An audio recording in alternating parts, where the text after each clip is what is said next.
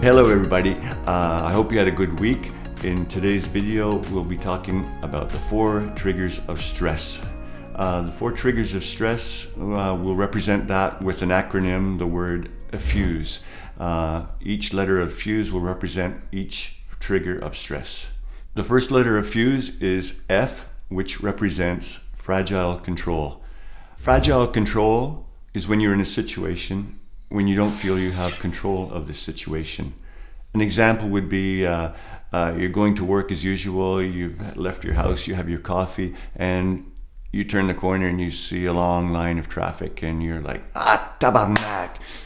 That's out of your control. A good example. The second letter of the word fuse is unpredictability. This is when you're in a situation when you're blindsided by something also out of your control, like an appointment that you've been waiting for and at the last minute it's been canceled.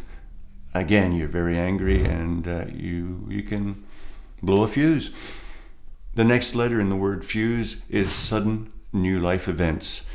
These are events that are not necessarily negative, but are new in your life, such as buying a house, a new partner, a separation, divorce, and these can all be a trigger of stress. And the last letter of FUSE, E, which stands for ego threat. This is when your ego is being attacked, or you have the feeling that your ego is being attacked.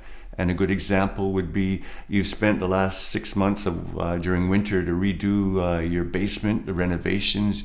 You worked your ass off, and you have a visit from your brother-in-law who's a carpenter, and he looks at it and he says, I wouldn't have done it like that.